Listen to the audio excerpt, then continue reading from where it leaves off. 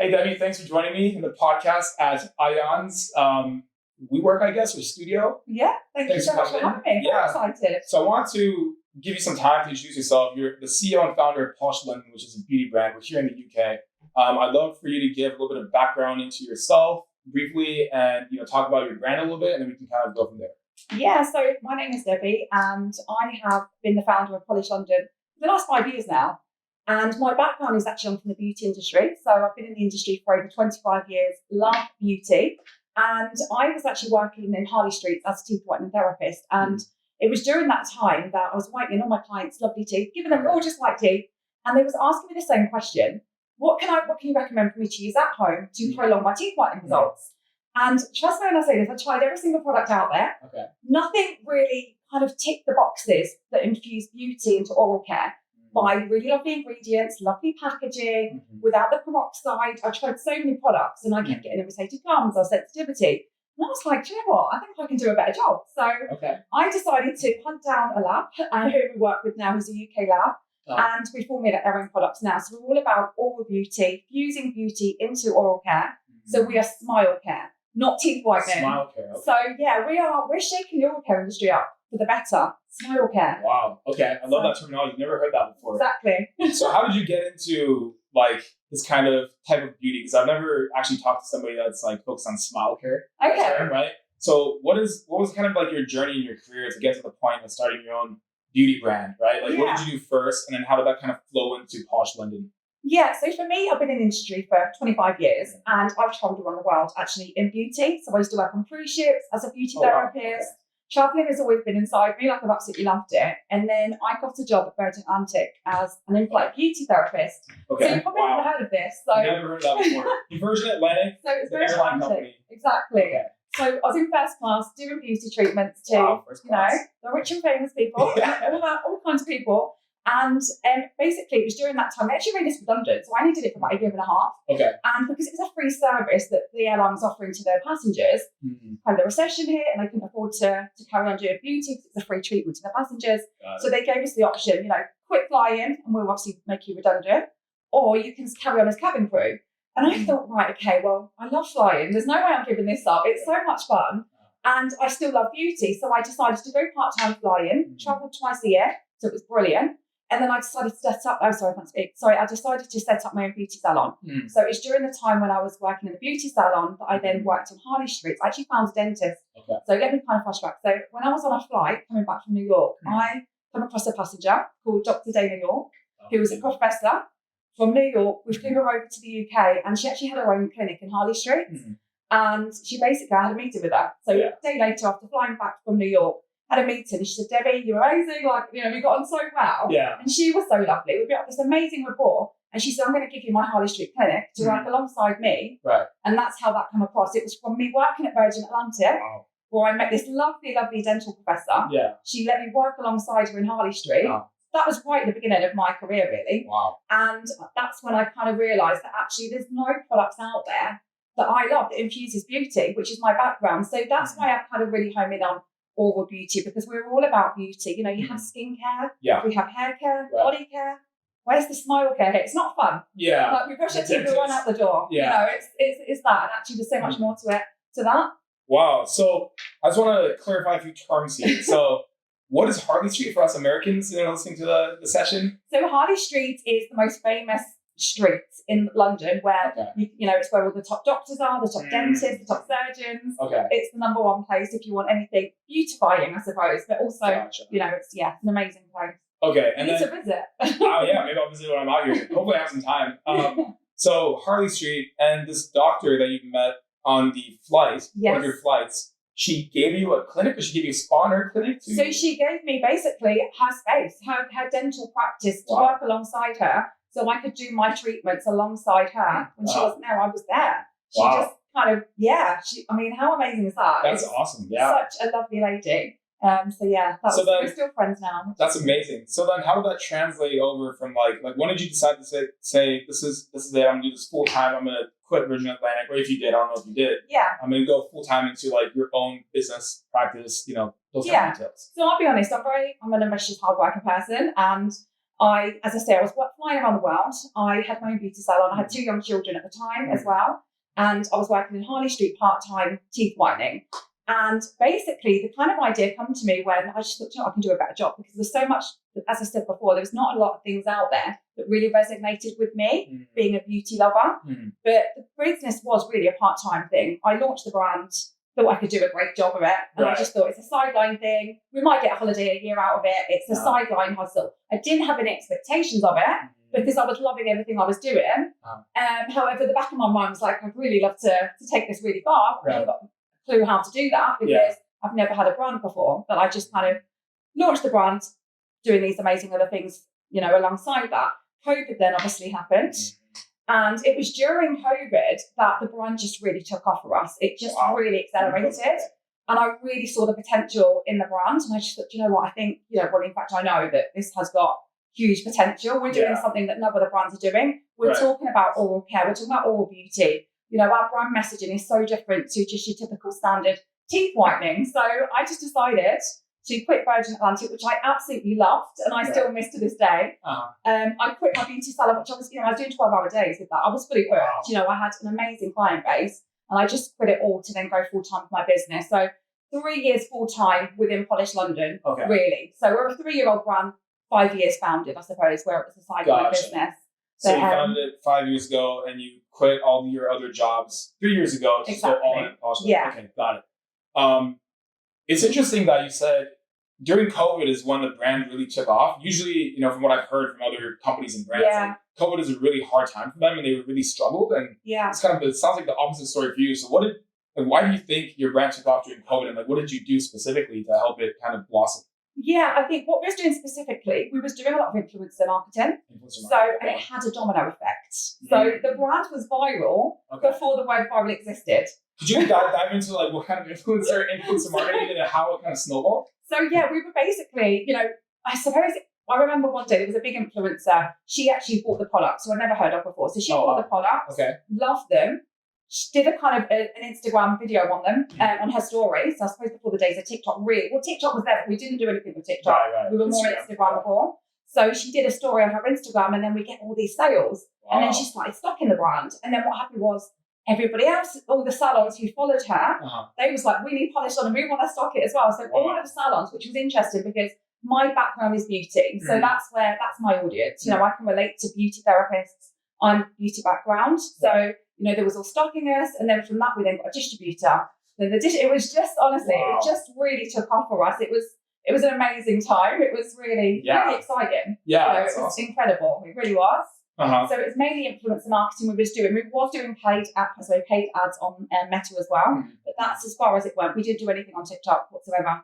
Got it. So it sounds like you were selling products prior to this influencer making the post, right? And kind of doing the unboxing and selling the product. But just to clarify, the heavy growth and the exponential growth really happened when this one Instagram creator, and how many followers did they have by chance? At the time, probably 100,000. Okay, so 100,000 follower creator bought your product organically and then loved it for themselves and decided to make videos for it. And this whole time you had never talked to them before, right? Never knew her. Never knew her. Okay, so you bought the product. Yeah. Okay, and then from that video, did she get an affiliate link from somewhere and start selling it for you, or how did that happen? So we realised then that it was coming from her, because we obviously saw the timing of it. So we're like, how long did that take, and how did you see that? Probably the day, a couple of times later. So it was the day time late after that. So we were like, where's that come from? So at the time, Twitter was a thing. So this is how Twitter, it was Twitter. And actually, we was doing some things with the X Factor. You've got the X Factor in America. So we gifted some X Factor contestants. And I remember,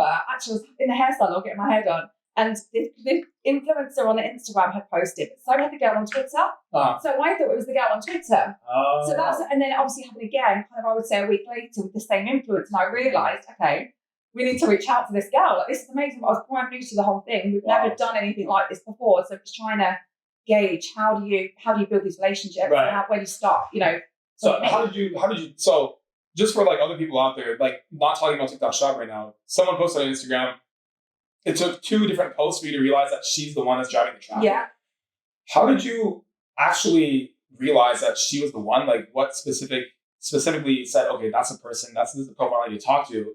And then what did you do to build that relationship with her once you realized that it was her? So the sales were high. So we did probably about 100 sales from her, which is amazing. Okay. And then she stocked our products in her salon as well.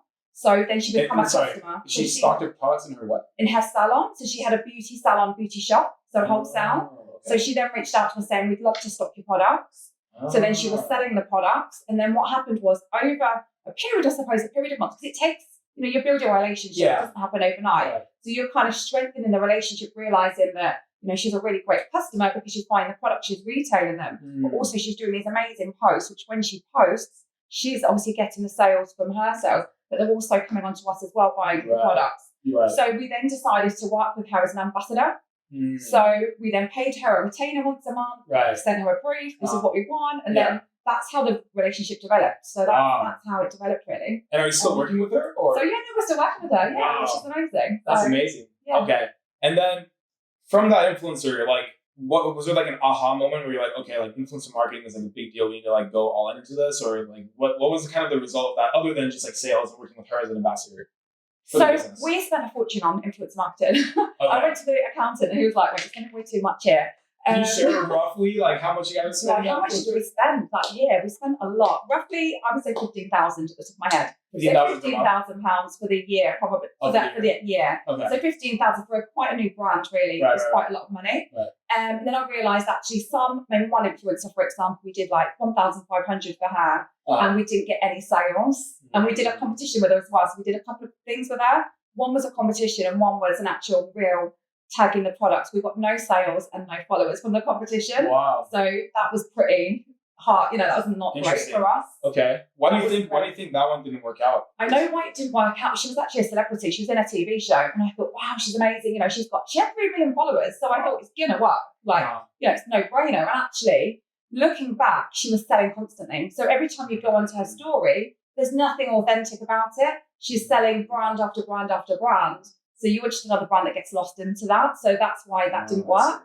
So yeah, I really kicked myself for that. But you learn. Yeah. So it's always, you do learn. You've got to try these things. It's important to try. Okay. So that was a big one. Another one we had, it's just, there's a lot of, now what we do now, we kind of, it's changed back then. Before, it's always about getting a return.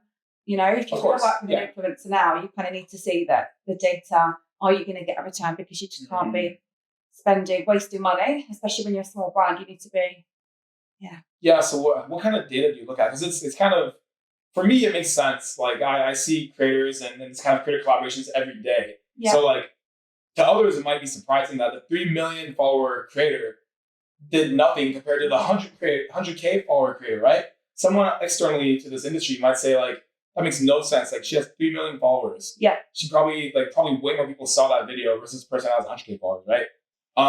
So what kind of data, but the thing you said makes a lot of sense. Like the authenticity of the content and the relevance of the 100K followers, creators' followers is way more related. She has a salon, a beauty salon, right? They're like probably teeth whitening makes more sense for her followers versus is like influencer with 3 million followers, like selling random stuff. Like you don't know if they like are beauty focused. You don't know if they're like hair focused. I don't know, random stuff. Yeah.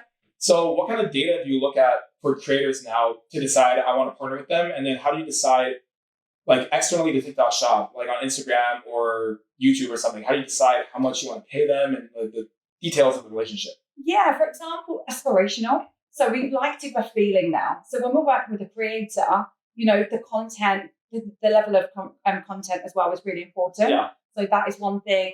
That's really important. Their engagement is important. Mm-hmm. Also, I love to build rapport with our creators that we work with. Yeah. So if we're working with a creator, I like that to be a long-term thing, not just a one-off thing, because then that builds authenticity. Right. Because even if you did one video, that might not actually do anything. Right. 2 or 3 months later, their audience, for example, might think, actually, she really does like Polish London. She's using the product. So I trust her and I'm going to try the products. Right. Because I don't think a one-off video really does much, to be honest. It's about building relationships. Authentic content is really important. Right.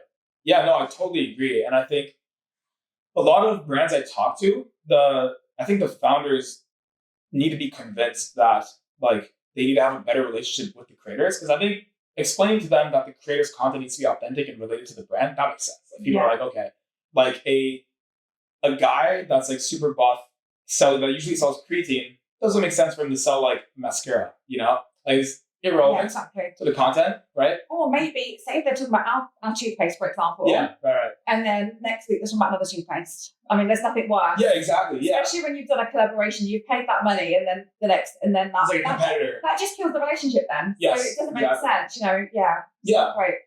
Yeah, no, 100% spot. Like people actually do that. They're like, they do one brand and they do the competitor brand the next month, and you're just like, it doesn't make any sense. No. So, like, can you talk about your relationship building with these creators? Because I think a lot of brands, they struggle to understand like what is the ROI, what is the return on their investment of time to build relationships with creators. And then a lot of them is like, if they have like hundreds of creators they're working with, like there's only one Debbie, right? Like how many of these creators can you actually talk to, build a relationship with over a long period of time? So like, how do you go about this? How do you build a relationship, and like how do you see it at scale? Yeah, I mean, there's two different kind of ways. So you've got your influencer marketing, so more kind of, I suppose, your Instagram. So we've got Instagram influencers who I've got really great relationships with, who we've had them relationships for many years. From, back in the COVID days, I've still got those relationships. So for example, we've got lovely gift sets coming this year. All of those have all been gifted products. Some of them that I know are really good at sales. We'll probably send them a little collaboration and do a paid collaboration with them because we know that it's going to work for us and them as well. So we'll do that. In terms of TikTok, that's still quite new to us, but we are really nurturing our affiliates on there. Right. There's probably a handful of girls where I put them on WhatsApp now, which is really nice. Yeah. And actually, what I love about them, they are really brand loyal. Yeah. So there's a couple of ladies. They're like, Debbie, I get asked so many times if I want to work with this brand, but I absolutely love what you stand for. And do you know what? I just think that is the most important thing. Right. If they love the product, you build that rapport, and it's just about strengthening that. And you was actually talking about that on a chat today, wasn't you? You were talking about the nurturing of your affiliates as well. So it was really interesting. So that's something that we are doing. Obviously, you always spend more time on that, but it is very important to me. But you can only do so much as a founder. Wearing a lot of hats. But we are really brand building. WhatsApp messages, things like that. Yeah, WhatsApp's quick, isn't it? It's so good. Yeah. I mean, for the US audience, like I think most Americans don't use WhatsApp, but essentially it's like something like iMessage or something, or like some other form of direct communication. Yeah, it's really awesome that you're deciding to. When you say TikTok, do you mean TikTok Shop or just TikTok Shop? Yes. Okay, so you're getting these TikTok Shop creators on WhatsApp, and you're like building an interpersonal relationship with them, right? Yeah. So how are you deciding? Actually, let's like take a step back. So first, how are you identifying creators to reach out to? And how are you first reaching out to them?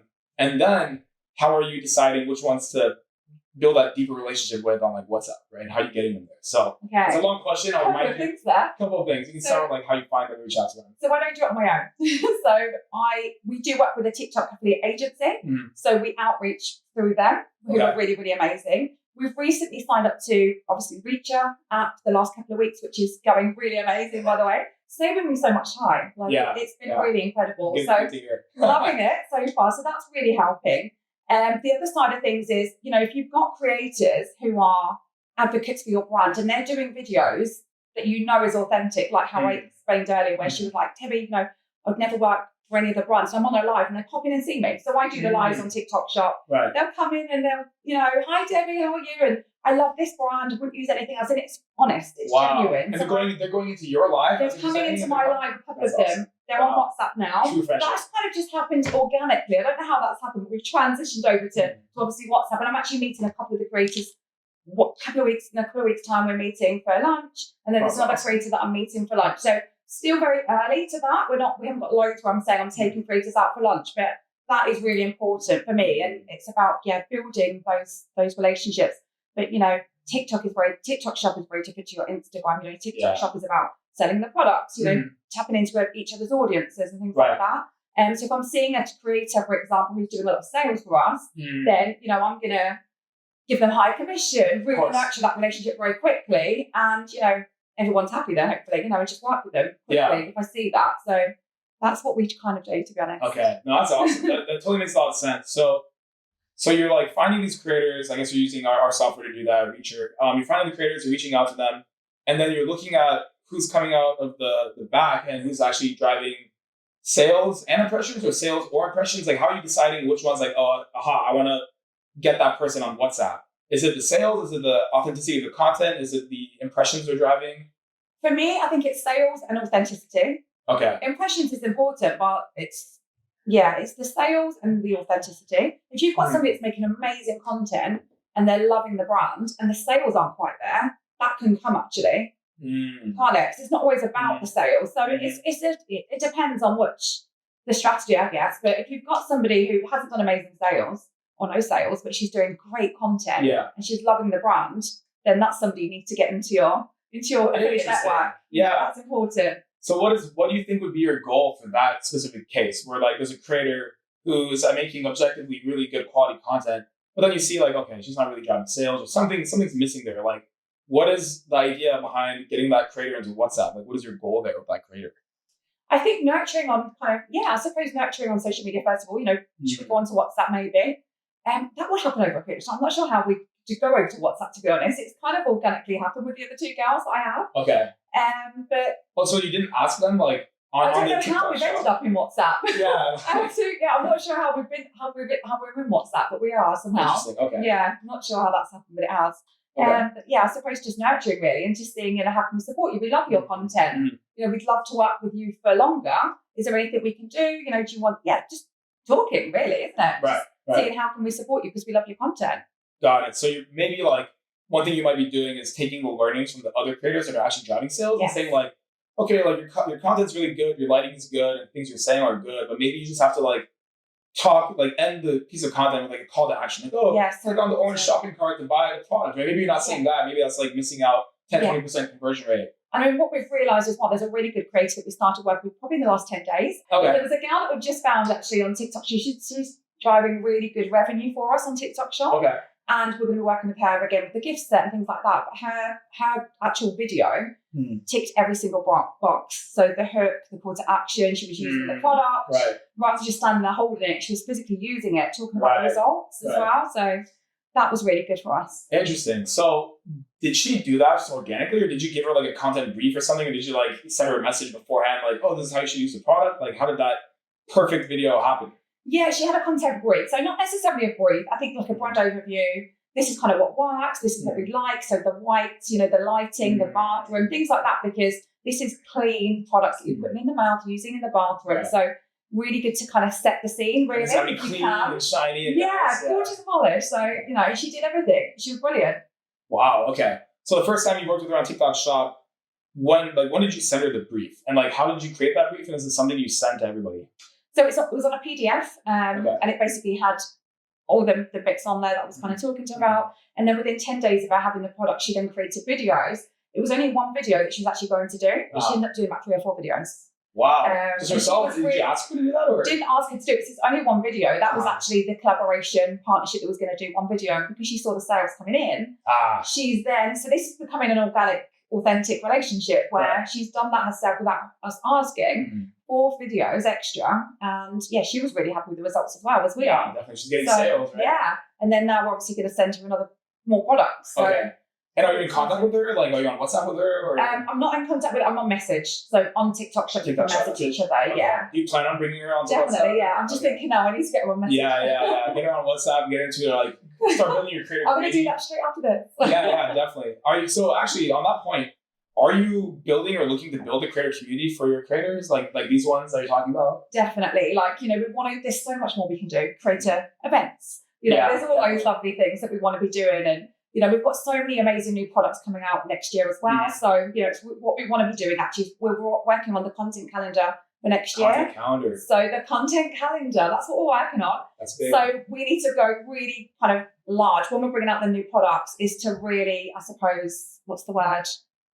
Do even more outreach. Reach out to more creators. So extra campaign outreach. More awareness, essentially. Yeah, so more gifting, I suppose. So when we're bringing out new products, really elevating that opportunity. Yeah. Because it's newness, we want everybody talking about it. So you want to increase, buzz it up, it's a new product launch. You tell all your existing creators, hey, this new product is coming. You're going to do some sort of campaign or some offer. Message all the creators that you've messaged before. It's another chance to work with us at Posh London. Get some excitement. Yeah, exactly. Exactly. With it. Yeah. Well, so what are your products? Let me show you. I've got a bag full of goodness for you. Wow, came prepared. Yes, look at that. Absolutely. Posh London branding and everything. Gorgeous. So we have the world's first hyaluronic teeth whitening powder, by the way. Hyaluronic teeth whitening powder. Okay. So this is the hyaluronic teeth whitening powder. Wow. So that is it there. This is skincare for your smile. This is an absolute incredible Skincare for the product. smile. Wow. Yeah. Okay. So not just a typical teeth whitening product. So typical teeth whitening products whiten and brighten your teeth, get rid of stains. Yeah. This here, it basically moisturizes, it hydrates, it nourishes your teeth and gums, gets rid of the stains, and you can use it every single day. It's honestly, it's wow. It was really nice. It's really good packaging. And I'm not like a fancy, like stylish guy, but that looks really nice. It is lovely. We're probably made in the UK as well. So we do work with a team of UK dentists. Yeah. They make our products for us. So, everything is made peroxide free, really healthy, but results driven. So I might sound ignorant, but I have a couple of questions for you about the product. Go on then. What does peroxide free mean, and like why is that beneficial for like compared to other teeth whitening products? Yeah, so we don't use peroxide. So hydrogen peroxide can cause sensitivity. Hydrogen peroxide is where you use on cuts. So peroxide is in the teeth whitening products. Oh, really? So especially in America, you've got the Crest teeth whitening strips. Yeah, like mouthwash or something. Oh, 35% peroxide is in the Crest teeth whitening strips so in America. So high. Here, they're actually banned in the UK and in Europe because they're so high. Makes sense. So like there most you go. things in America versus UK, like the fries, how it's like in McDonald's fries, like different things. Yeah. Okay, that makes sense. So instead of using peroxide, we use an ingredient called PAP, which is a clinically proven peroxide-free ingredient. So it's very gentle, very mild. Okay. Never ever going to cause sensitivity. So if you're somebody that's like, I've got really sensitive teeth, I want to get my teeth white. If you put peroxide on your teeth, they're going to get really sensitive. You get it's not great. So with our product, we're really gentle, lovely formulas that get your teeth whiter without any side effects. Basically, they're lovely. Wow. So nice, gentle formulas that's healthy as well as whitening. That's awesome. And obviously, you came to this like hyaluronic whitening powder, if I said that correctly, from your time at Virgin Atlantic and like doing these kinds of like beauty procedures for like the first class flyers, I suppose, right? Yeah, I mean, hyaluronic is such a key ingredient in beauty. So it's in skincare, it's in hair care. It's such an amazing ingredient. So basically what it does, it moisturizes, it hydrates the skin. So I work really closely with the lab. I mean, we're WhatsApping on a Saturday night at 7 p.m. with the owner. Yeah. Like, he's the formulation guy, he's a dentist. I put this idea and I'm an absolute nightmare with them ideas, but he is equally just as innovative as me. So we really bounce well. But because my background is beauty, this really symbolises our brand, really, because hyaluronic, as I say, it moisturises and hydrates the skin. What it does for your teeth and gums, it moisturises and hydrates your gums. Right. So when you're brushing your teeth, we're getting rid of the stains with the PAP, which is the whitening ingredient. But then the hydration and all the vitamins and minerals, it's skincare for your smile. Skincare for your smile, right? It really is. Yeah. That's a catchphrase. So how do you use it? Yes. So you would use it every single day. Now, there's a couple of ways to do this. Are we using it right now? Well, you can if you like. No, live demo? Yeah. So you can use it on its own, or you can pair it with your whitening toothpaste. So even look at the packaging. Look at the packaging on that. Yeah, it's really nice. Super shiny. Very bougie. It is definitely very bougie. Yeah. So what you would do, you would put your toothpaste onto your bristles. Okay. And then dab into the powder. Dab the toothpaste into the powder? So you put your toothpaste. So imagine that's your toothbrush. You put your toothpaste on there. Then dab it in. And then brush your teeth. And brush it with the hyaluronic powder on the toothpaste. Yeah. The reason why you'd use those two together, if you really want it super white. So if whitening is your thing as well as healthy as well, pair them together. You're going to double up on your whitening results. Or you can just use that on its own, but power couple. These two are like the ultimate. Wow. You need these two together. They are incredible. And are these the two main products at Posh London? Like your hero products, I guess? Yeah, they're the two hero products. We do actually have teeth whitening strips, which is interesting. Never stops giving. We have got teeth whitening strips here. So I was talking about Crest whitening strips, which are amazing, by the way. But 35% peroxide, they are really, really strong. These are a much gentler way and safer way to get your teeth whiter without all the harshness in there. So yeah, you can try those. I can't wait for you to try them. So use I can drink as much coffee as I want now, I guess. Drink your coffee and have white tea. Yeah. So use those two together after you brush your teeth, then go on with the teeth white strips. Leave them on for an hour. Okay. And super white tea. I'll try it tonight. I should have done this before my presentation today. I'm blind everybody with my teeth. That's awesome. Well, let's leave these out and they can be in the middle, Amazing. Posh London branding everywhere. Yeah. But awesome. So I do want to ask, thank you for talking about your products and thank you for putting them out on display. Yeah. Would have loved to do a live demo. We can do that maybe some other time. The next time we do a podcast. Now I want to talk to you about your journey selling in social media, right? started with Instagram just by chance, it sounds like. Then you're like, okay, this is like a big deal. Let's go more into that on Instagram. But then you guys are also, as of recently, I believe, selling on TikTok Shop. Yes. So I do want to talk a little bit about like TikTok Shop and like let's start with this. What got you interested in TikTok Shop in the first place? Like selling on the platform? Everyone was talking about it. So it's like, we joined a year and a half ago. And actually the interesting thing is so many brands still aren't on there. So it's like, how come you're not on there? So we joined a year and a half ago.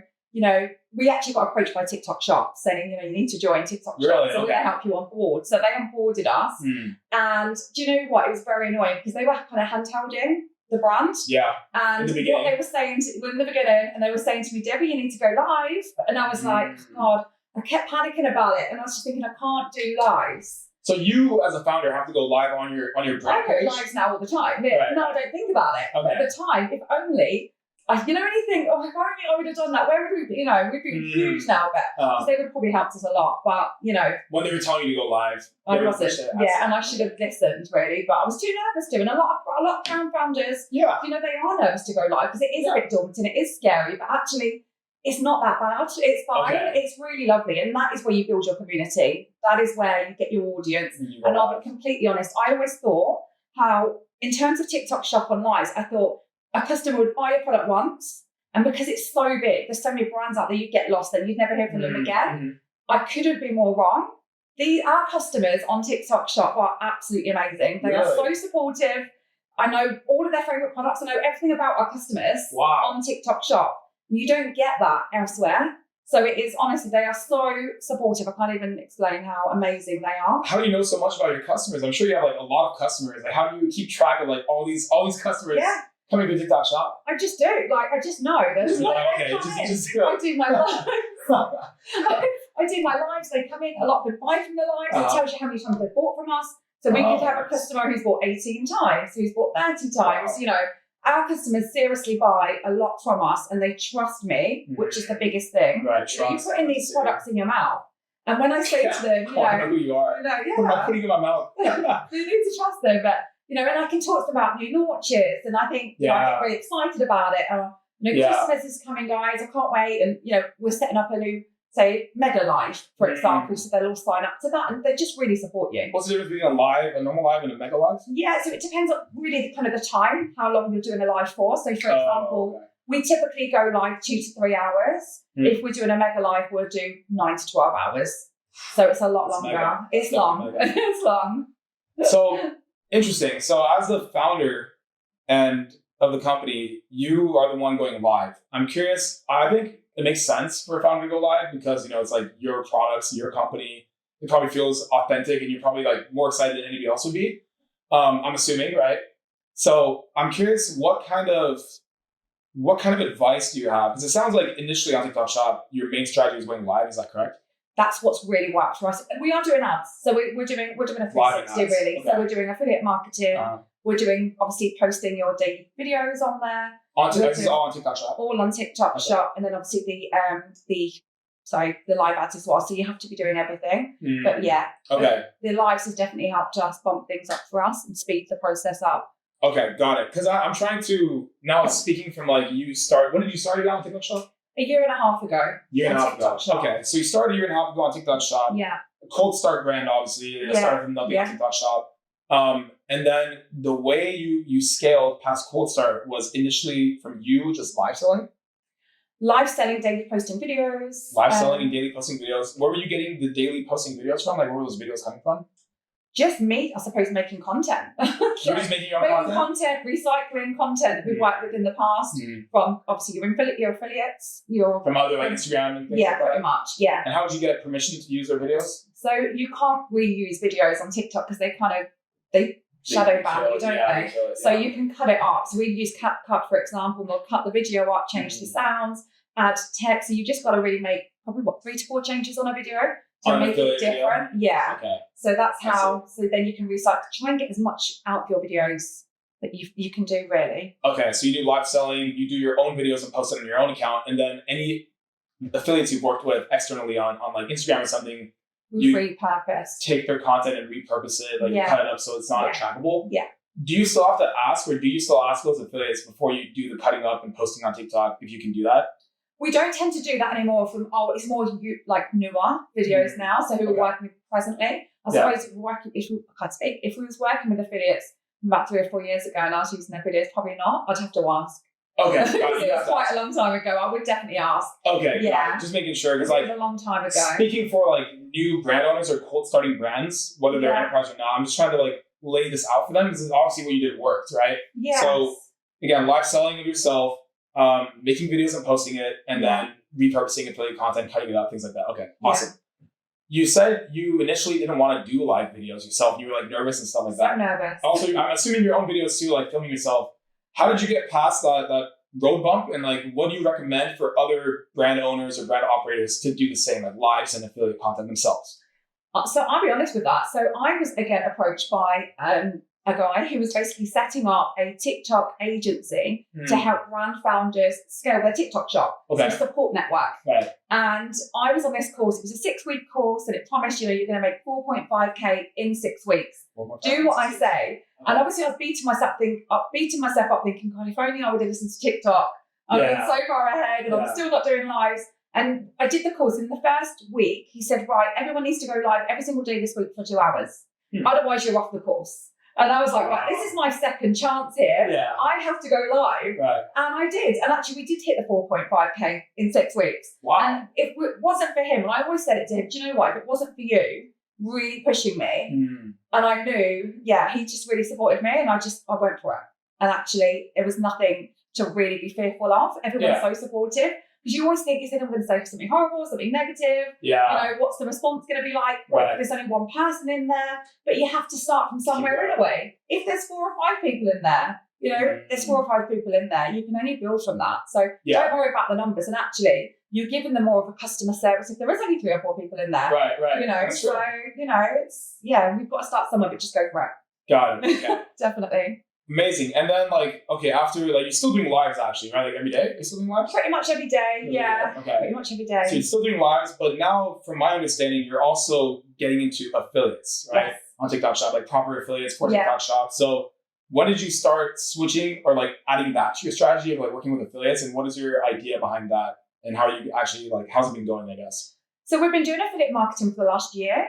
However, the strategy hasn't really changed. Whereas now I feel like what was working a year ago isn't working this year. For TikTok shops. Yeah, the TikTok shop. So now I feel like it's about volume. We need to be doing much more, ramping things up, doing more send outs and things like that. So that's something that we're working on. So that's why a couple of weeks ago I've joined Reacher. You can mass send out, you can automate everything. So it's going to save up a lot of my time because, as I said, I'm doing a lot at the moment. So we're really trying to ramp things up now and mass outreach, really. Yeah. So change the strategy. Because it's always changing. You can't keep doing what you've been doing and expect the same results because you're never going to. So you need to change it. Yeah, definitely. So how big is your team right now?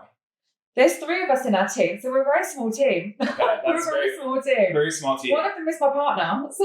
Okay. Partner as in your husband? My husband, yeah. Okay, got it. So one of them's your husband, and then the other one is who?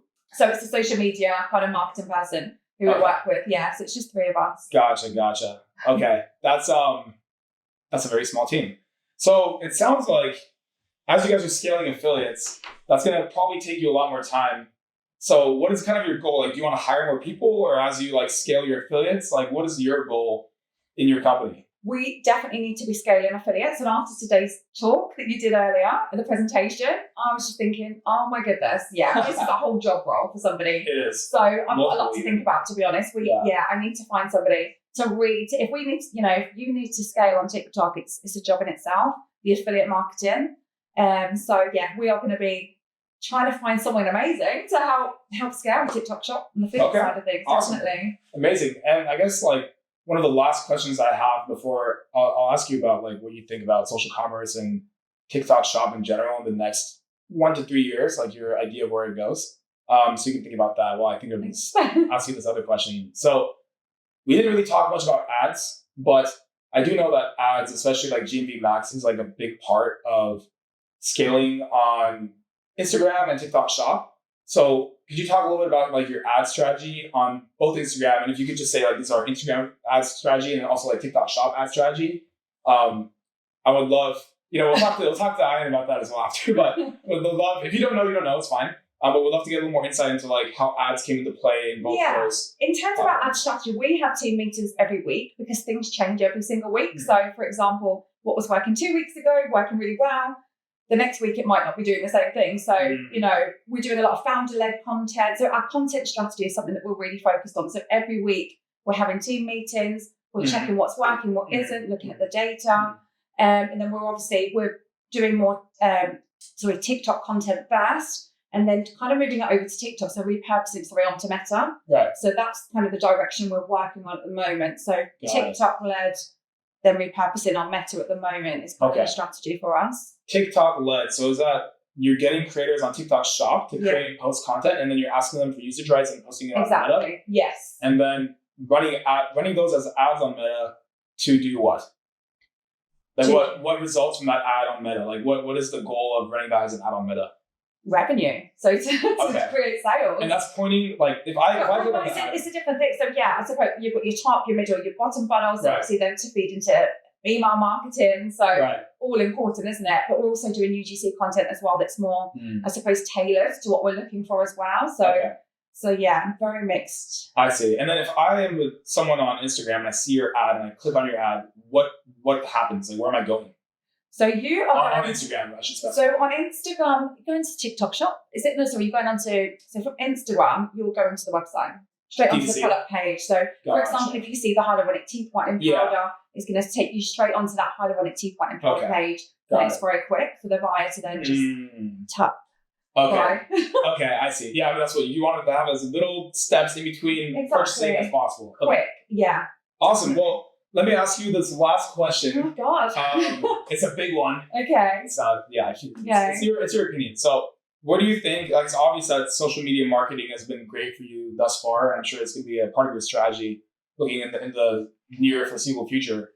But how do you see like social commerce and TikTok Shop specifically changing in the next 1 to 3 years? And what is your strategy on social media in general? How do I see it changing? I think it's definitely getting more and more competitive. So competitiveness, more and more brands are onboarding. So, that's one thing. That's the change. That's going to carry on. It's going to be harder next year than what it is now. Yeah. So you need to be constantly evolving, constantly thinking of ideas. But then you've got AI, which is a whole interesting thing altogether as well. AI is another one that's up and coming that people, brands are tapping into that hasn't even fully fledged yet. You can imagine where that's going to go.